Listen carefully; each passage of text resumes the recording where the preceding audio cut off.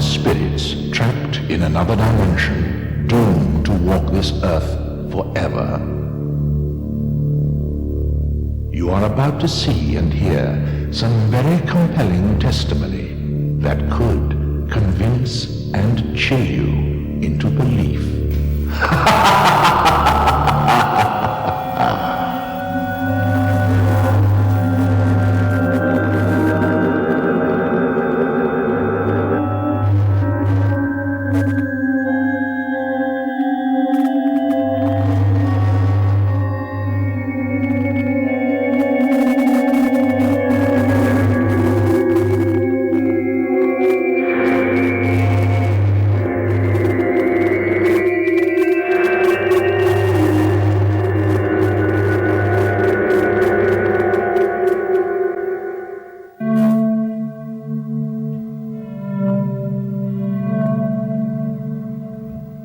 A graveyard, the place where the deathly gathering of silent souls might be seen to stir unexpectedly. A body disappearing from a dank tomb, or a dark vampire figure swishing evilly in search of victims, give shiver and substance to the horror film genre. In reality, ghostly phenomena are rarely reported haunting the tombstones of lonely graveyards. They prefer to be closer to human habitation, and are even compelled towards former social habits.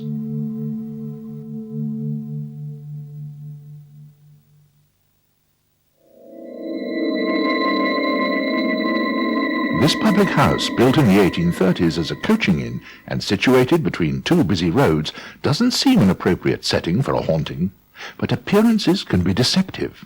Landlord Roy Gates relates some strange experiences. Must be about 22 years ago, soon after I came in. I kept waking up in the morning, early, and I couldn't understand what it was all about. And one day, I caught it, and it was the front gate. Kept opening and shutting, dead on 5 o'clock in the morning, every morning. And I tried to catch it, but it wouldn't happen. I still haven't caught it to this day, and it still does it.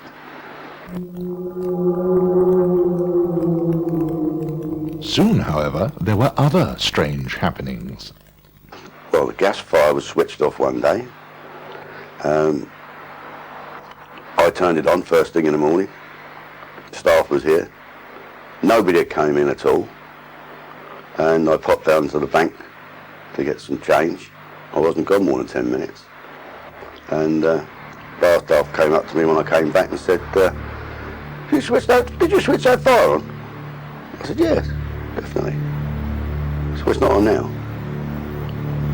And, tell you what, switched off. There hadn't been a soul in the place at all. Most peculiar. Because then we had the incident of the barrels being kicked around down in the cellar late at night. That was quite hairy.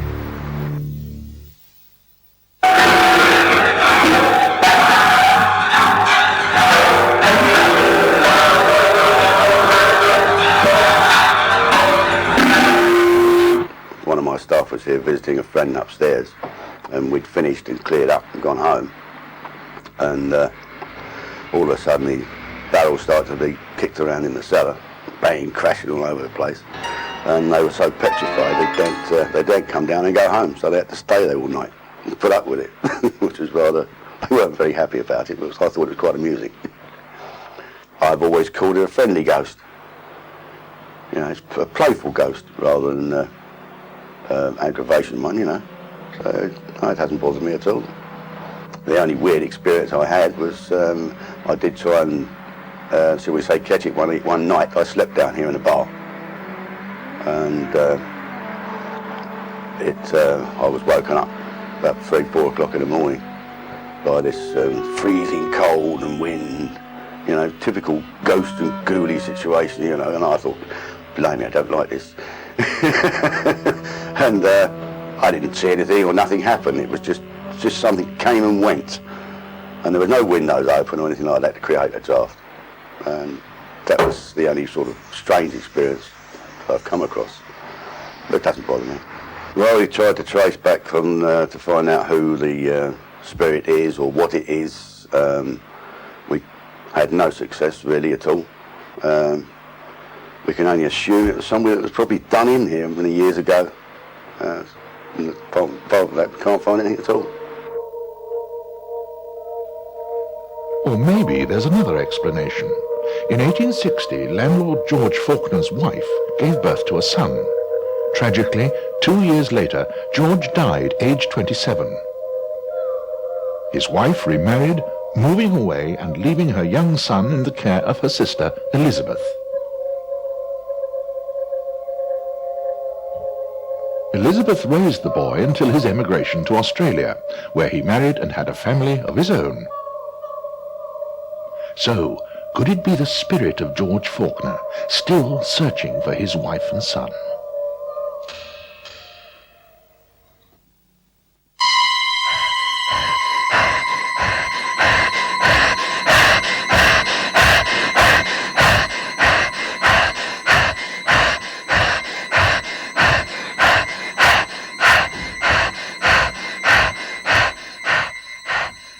Years ago, this farmhouse was built on the site of a Roman battleground and subsequently owned by generations of the same family.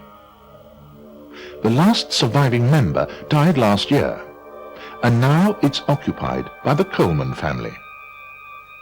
The ghostly activities in and around the house are often experienced by Mrs. Coleman, a psychic, who is also protected by a guardian angel. How it started was a friend of mine and her husband used to do the Ouija boards, and I didn't at that time. And remember, the husband ran round to fetch me to go back to the house because there was someone that they had contacted wanted to speak to me. So I thought it was a joke, you know. And I went round and they started the Ouija again and said that I was there, and that whoever wanted to speak to me, you know, could speak to me. And that's when they spelt out the name. This was Pedro, and he was here to sort of look after me. Having fed her animals, Bella was returning alone to the farmhouse when her attention was caught by a shadowy figure in one of the stables, but assumed it was the horse's owner.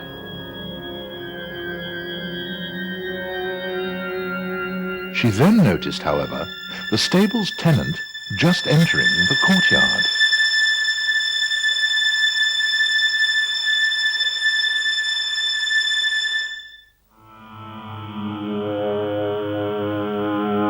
Over the years, the farmhouse had fallen into a sad state of disrepair. So as soon as they moved in, the Colemans quickly began to rectify this. This photograph, taken at the time, revealed something that hadn't been noticed before. Close inspection revealed the ghostly image of a small dog on the newly decorated wall. Obviously, four-legged creatures as well as two choose to haunt this farm.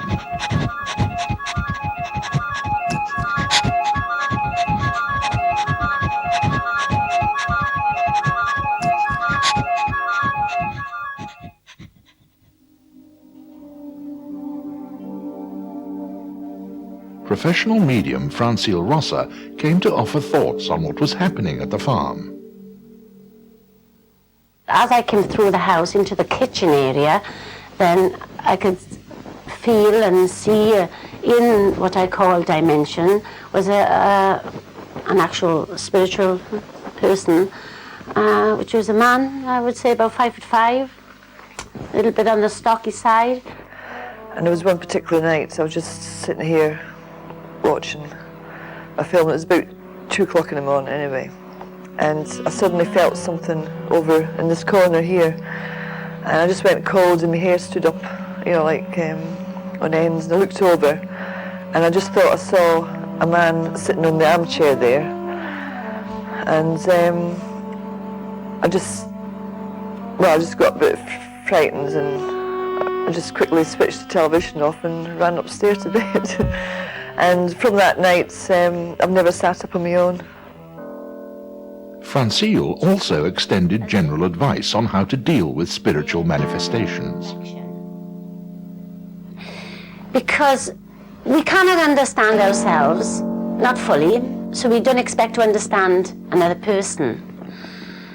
But if we see in something that can really confuse our minds because it is not physical, but is something that is actually as a life force, which you see actually moves, can communicate, whatever form it may be, then I advise that person, if they have this experience around them, to accept it as part of an energy that is existing around them at that moment in time. Because there's so much energy that exists around us with form that we see or we cannot see, that is belonging to that particular time, that we must accept it, that it is within its own place, within its own existence. Well, I had the flu, and it was very, very bad. It's the worst flu I've ever had. I just thought I was dying.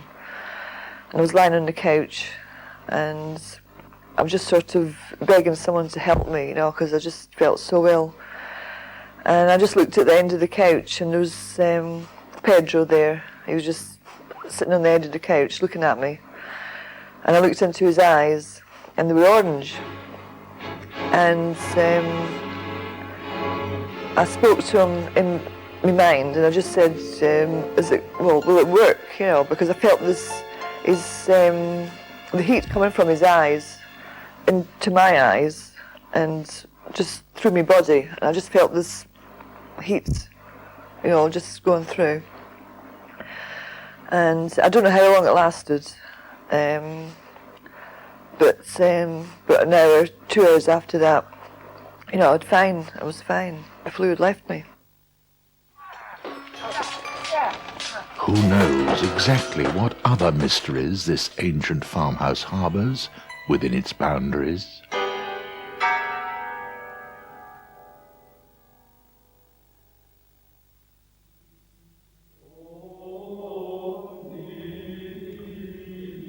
The ruins of this once beautiful monastery have a tragic tale to tell. 800 years ago, a Franciscan monk, Brother Adam, fell in love with a nun, Sister Teresa. They clandestinely met outside the monastery walls each evening so as to be together. A local woodsman discovered their secret and threatened to tell the abbot. Rather than disgrace their orders, that evening the two made a suicide pact and hung themselves. This is not quite the end of the story, for often on moonlit nights in the ruins of the North Wing, two shadowy figures can be seen locked in an eternal embrace.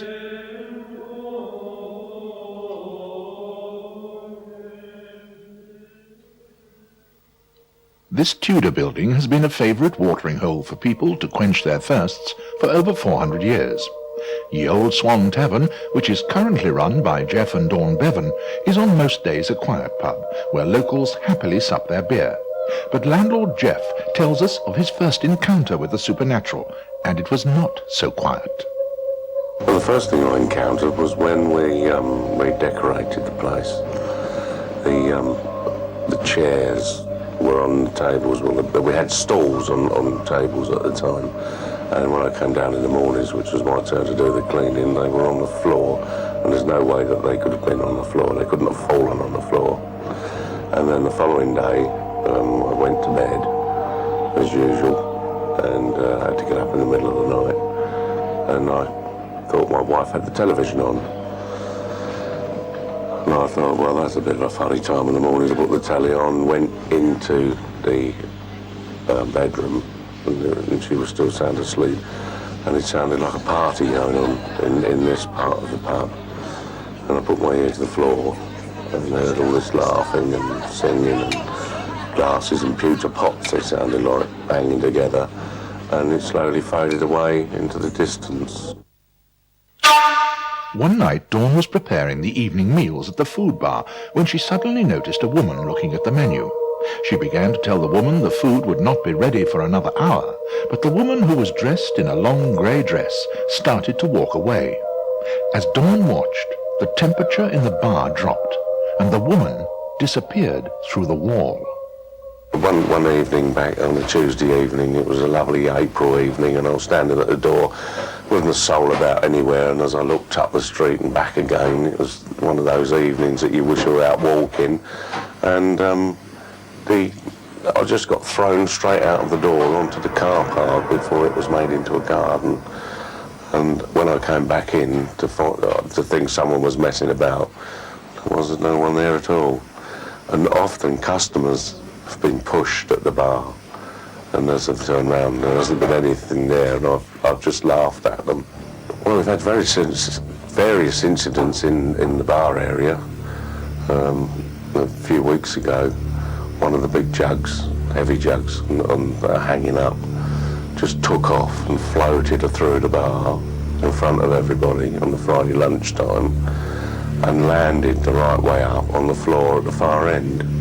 And normally that doesn't happen. They usually shoot across, glasses fly out from under the bar, the coffee pot decides to fly over the bar, mainly at my wife for some unknown reason, because I think she's a non-believer, and it's trying to tell her something.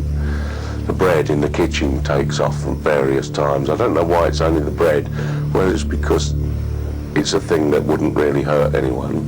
It just needs to be made to be seen. Seen here are the original deeds to this historic drinking house, dated 1728, and signed between John Martin and John Bunyan on May the 16th. Discovered in the cellar of the inn was a doorway, which, when opened, revealed a secret passage leading to the church. The passage is believed to have been used as an escape route for the monks during the Reformation. The wind was a torrent of darkness amongst the dusty trees. The moon was a ghostly galleon tossed upon cloudy seas. The road was a ribbon of moonlight over the purple moor. The highwaymen came riding up to the old inn door. And to this particular inn the highwayman was Dick Turpin. It was here that after a robbery, and with the revenue men hot on his trail, he shot his horse backwards and rode off into the snow, sending his pursuers in the wrong direction. Outside the old Swan stands a large stone. It's said to be the stone that Dick would stand on to mount his horse. Legend has it that the stone carries a curse, and anyone who moves it will meet with a serious or fatal accident. One of the tavern's modern locals was recently dared to move the cursed rock, and lived to regret it after a terrible car crash that he was involved in a week later. Rumour has it that in this very room a revenue man met his death, when a highwayman, probably Turpin himself, who often bolted upstairs at any sign of the law, drew his pistol. My daughter's seen a man walk through the walls upstairs, very, very plainly. In consequence, she doesn't like going to bed now on her own. There was a time when I saw a man sitting at the bottom of the stairs in a cloak, very plainly, and then he disappeared. Most public houses at this time had very strict rules, but it is known that the landlord of the Swan during this period was very sympathetic towards rogues such as Turpin. In its time, the building has seen many changes. One feature that dates back to Turpin's time was a cheese room. Women would have to climb steps to a window set high in the wall, so the local gentry would not have to get off their horses to purchase cheese. Opposite the Swan is Turpin Close, named after Henry Turpin, the village rector of 1442, who was supposedly the witch-finder general of the time. Such a great deal of history in one small area. And to end the tale, the ghostly figure of Dick Turpin has been seen riding down Woughton's Berry Lane on his way to the Old Swan Inn. The Hillys is a large Victorian house that was originally owned by one family. It has, however, in recent years been turned into 8 separate flats. Clive and Hilary Presley, who own a flat on the ground floor, have had a mysterious visitor for some time now. It all started a year and a half ago when Clive Presley regularly heard from upstairs his front door opening. He would come down to see who could possibly be there, but the door was shut fast. A year later, Clive and his wife found themselves constantly being woken up in the early hours of the morning. They were woken by loud slaps on the wall downstairs, always the same wall. A medium and his wife, friends of the Presleys, were called to assist with the problem. We got in contact, or rather Tony did, with a girl in spirit called Stella Wainwright, and we found out that she used to be a scullery maid in this particular house when it was a big Victorian house back 100 or so years ago. She turned out to be 16 years old. She didn't like the place. It was a big Victorian house at one point, and now it was knocked down for flats. And she found that it was too small, and she wanted to knock it down. And that's the reason why she used to hammer on the wall or knock on the wall, because she was trying in fact, to try and knock it down. She was very badly treated by all accounts, she told us, to the point where she's neglected. And she decided that she'd had enough of this neglect. And then during the course of her lifetime, her short lifetime, she tried to get back at one or two by putting a little bit of poison or whatever in her tea, food or whatever. And they went a bit ill. It never killed anyone, just made them ill. It was also discovered in one of the 3 meetings undertaken with the spiritualist medium that what provoked Stella to join the Presleys at the Hillys was the fact that she believed that Hilary was her mother reincarnated. I was very shocked, very taken aback. I couldn't believe that it could have possibly happened. When I got over that, I began to realise how she was feeling and that she wanted to get in touch. And I felt that I was the one that was probably inviting her. We asked the Presleys' spiritualist friends Tony and Betty Bedford to join us while we were filming. Upon entering the room, Tony told us that Stella was in the room with us, and she spoke through him. I'm very pleased that you have helped me. So have you actually gone over into spirit now? Yes, but I can come back when I wish. So are you happier now? Oh yes, yes.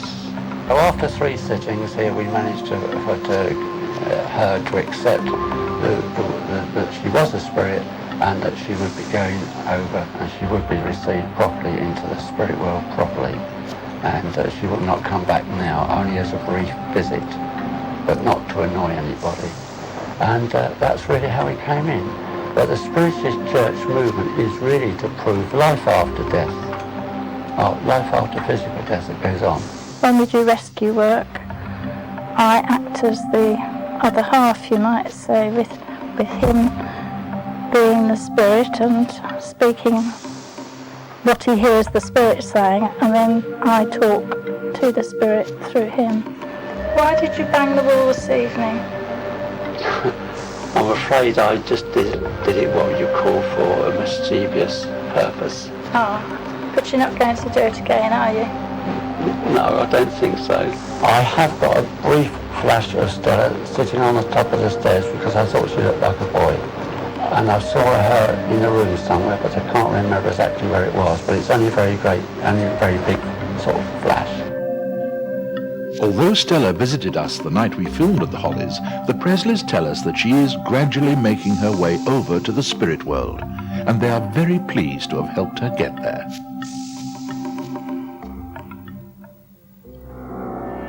We can only apologize for any loss of sound quality throughout this piece, but strangely a buzzing sound became a problem for our crew whilst filming at the Hollies, and even after the microphone receiver was switched off, the sound meters continued to peak. Let us now go back in time to the year 1502. King Henry VII was on the throne of England. His eldest son Arthur, who was Prince of Wales and 15 years old, was married in St. Paul's Cathedral to Catherine, who was 16 at the time.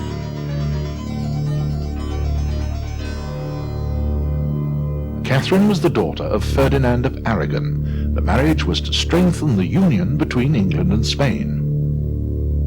Shortly after the wedding, the couple were moved by King Henry to Ludlow Castle. For being virtually the capital of Wales, it was considered the ideal place to govern the lawless countryside around them that couldn't be dealt with from London.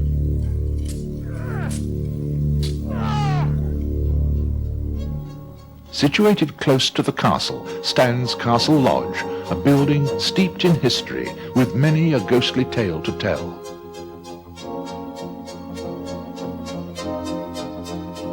Current owner Bill Pearson continues the story of Catherine and Arthur. Well, 3 months passed. I suppose they were happily married and so on. Prince Arthur was just a child. And Queen Catherine, she was not much more than 15 or 16 years old, thereabouts. Well, Prince Arthur caught the sweating sickness, which is the plague, and in a few hours he died. So she was left a widow. But I'm told by, like legends of Ludlow, elderly people that have come and tried to tell me, although it's not in the history books, they say that Catherine came to this house because the plague was in the castle. I've looked in my records, because I have the records of this house going way back, and there was a widow living here by the name of Widow Halfpenny. So they say that Catherine loved this house. The main part of the house was built by Thomas Sackford in 1572, who was responsible for looking after the prison, which was below the house. The dungeon where the prisoners were kept was reached by this now walled-up stairway.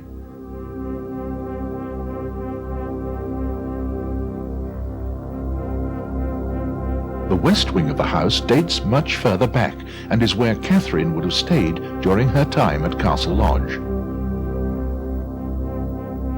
Well, we'd been here about 6 months. We were doing work on the top floor. We've got 8 cats in this house, you see, although they've got their own place now.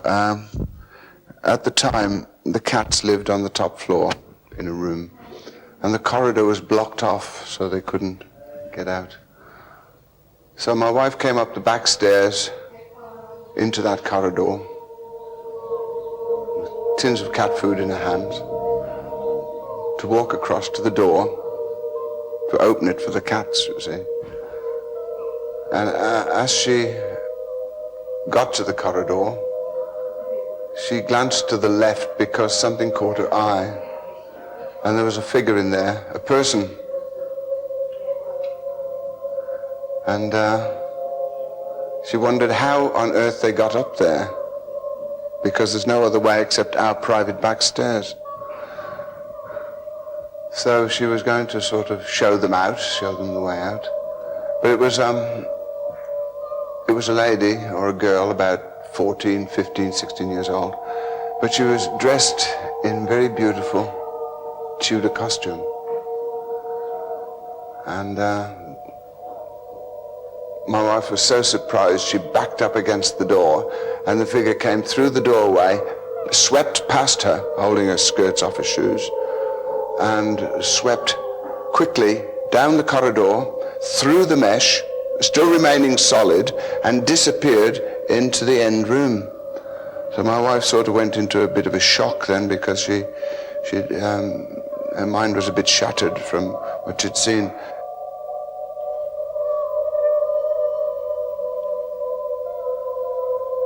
This is the room from which Catherine was seen to appear by Bill's wife. It's a room that over the centuries has been used as a nursery. Castle Lodge itself is a warm building, but upon entering the room, the crew felt as if they had walked into a refrigerator, as the hairs stood up on the back of their necks.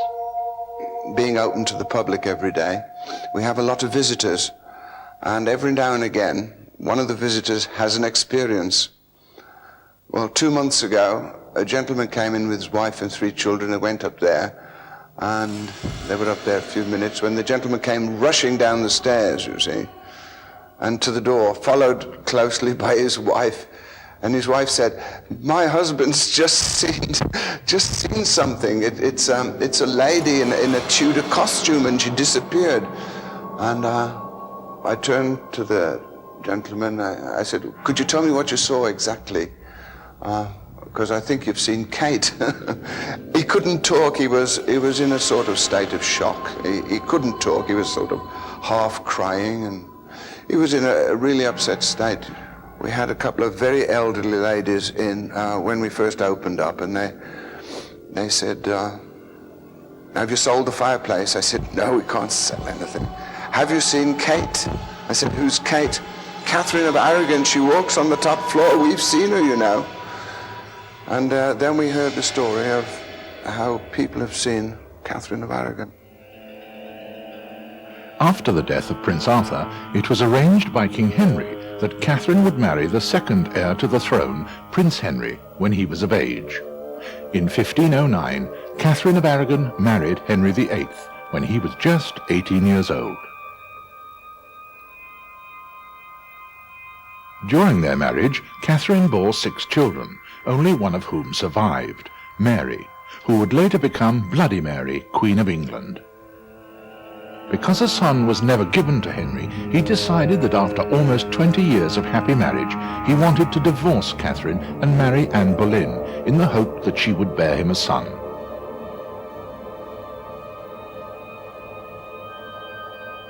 Queen Catherine was exiled from the court to Ampthill and is still remembered in the town today. She remained here until her death in January 1536.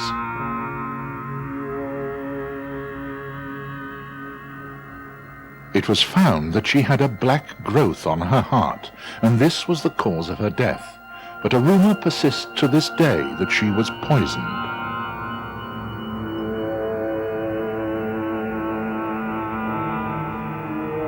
Catherine stayed in the manor house of Ampthill Castle, with beautiful views of the surrounding Bedfordshire countryside.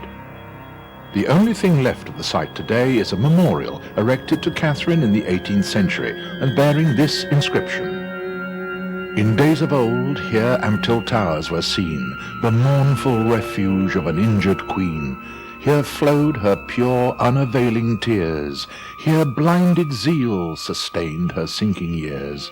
Yet freedom hence her radiant banner waved, and love avenged a realm by priests enslaved.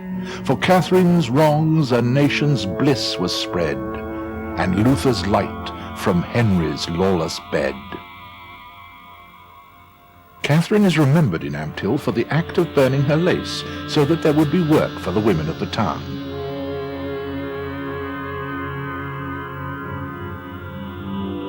It seems that Catherine, although faithful to Henry until her dying day, has returned in spirit to Castle Lodge to recapture the sweet days of her youth with Prince Arthur in Ludlow.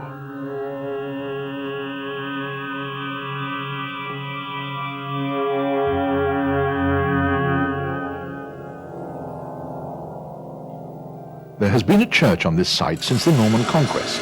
The present building was abandoned around 1830 for a larger church down the hill in the village. As it started to fall into disrepair, people began to see strange things. Witchcraft, Satanism, black magic began to be associated with the by now ruined church. The old altar stone was said to be used for black magic rites and was seen by the locals as a place to keep away from after dark. Some said you could feel the presence of evil by just being there.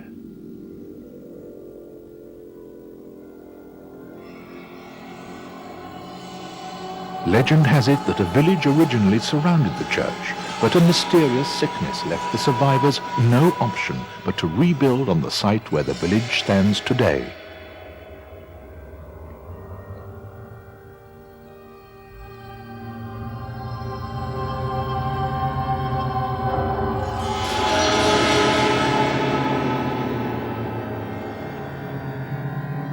Many stories have become attached to this site over the years, and in the early 60s a grave was broken into and the skull and bones spread around the inside of the ruined church in an obvious black magic rite.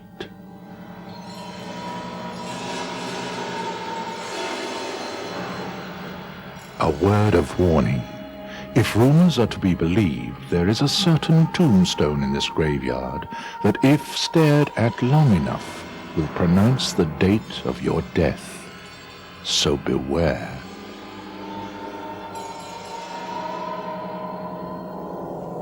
George and William had always been friends. They had grown up together, and when war broke out in 1914, they both joined the Royal Flying Corps. George became an air mechanic and William a pilot. One day, as William's plane limped into view, George's blood ran cold. The plane hit the ground and burst into flames. George ran forward, oblivious of his own safety, his one thought, to save William. Only George returned home, and sadly died soon afterwards from injuries he sustained in his valiant rescue attempt. George is said to haunt this graveyard, and his ghostly figure can sometimes be seen restlessly moving from grave to grave, vainly searching for his friend's epitaph.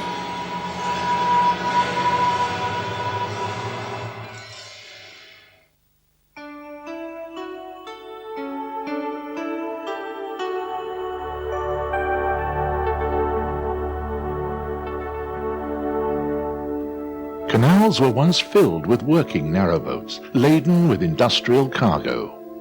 Things are very different now, but this stretch of the canal is the setting for our last and perhaps most poignant story.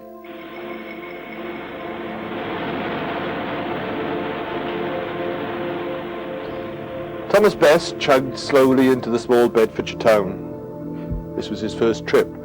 Formerly an agricultural worker, he'd been wooed upon the boats by the prospect of much larger wages. Thomas's thoughts turned to May, his woman of long standing, and 3 stubborn boys that she had borne him. They'd stayed behind in the small Nottinghamshire cottage that they rented, but soon he would probably bring them onto the boat to live and work beside him. Thomas turned his attention now to mooring the heavy narrowboat. Probably because his thoughts were still on fleeting images of his family, he jumped awkwardly onto the towpath, fell and twisted his ankle. The pain seared up his leg. He gritted his teeth, righted himself, and limped painfully on with his task. A soft female voice from behind him said, "Excuse me, sir, are you all right?"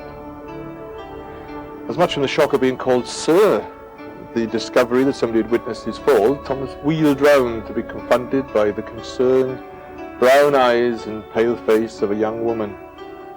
His sudden action made him stagger back on his injured foot, releasing the pain again. Small, pale hands reached out and steadied him. "You lean on me, sir. My father keeps a public house on the bridge. We'll soon have your foot bandaged. A pint of ale will make the pain bearable." Soon a bemused Thomas was supping his ale, whilst the pale, capable hands of Grace, for that was the young woman's name, bandaged his injured foot. Thomas was a big, tough man, hardened by years of rough work and hard living. But as he watched Grace tending him, and as he listened intently as she told of her love for the canal, and how she liked to paint pictures of narrow boats and canal people, he felt his heart begin to melt.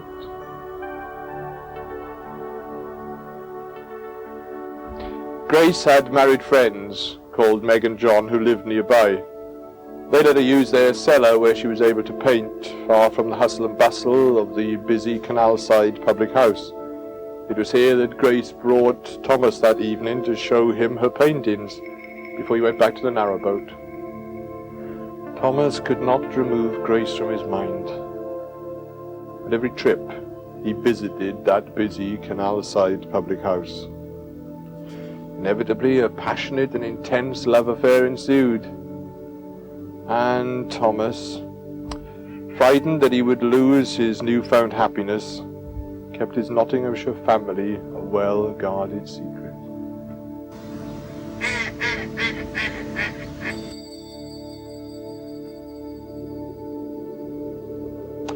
Grace, however, began to beg Thomas to leave the canal, and her father, realizing the depth of his daughter's feeling for Thomas, offered him a place in the public house. Thomas, whose wife May had begun to question him about why he was not trying to save money by having the family aboard the narrowboat, felt he was being torn apart. He had never loved anyone as much as he loved Grace. The responsibility he felt towards May and the boys weighed heavily upon him.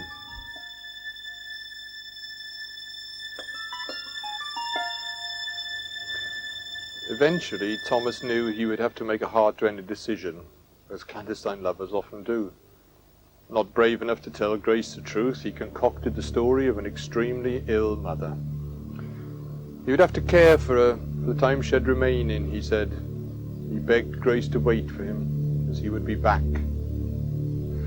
Then, leaving a sobbing Grace upon the towpath, he returned to his Nottinghamshire family, came off the boats, and sorrowfully returned to the life of an agricultural worker. That could have been the end of this sad love story. But 2 years later, Thomas came chugging back up the canal. Sadly, his wife May had died of consumption. The boys now lived with an aunt, and Thomas had gone back to the canal. His heart was light as he neared that little Bedfordshire town. Soon he would see Grace again. How he prayed she hadn't got married in the meantime, that she still loved him as he loved her. As he moored the boat, his thoughts went to the first time he met Grace, and thoughts of her brown eyes washed warmly over him. Suddenly he thought he heard Grace call him, and looking up, sure enough, in the twilight he dimly saw the figure of Grace. He shouted to her, and turned back to securing the boat. His task finished, his eager eyes looked up again, but Grace had vanished. Thomas, confused, rushed up to the public house, but was amazed to find it shuttered in darkness. So to the cellar he went. He was confident he'd find her there, waiting for him. But it was Meg who let him in. Yes, Grace had waited for him. Every day she had gone to the canal to watch to see if his boat would chug around the bend. And tragically, one night her father realized she hadn't returned. He ran down to the canal, he ran up and down the canal bank shouting her name, but to no avail.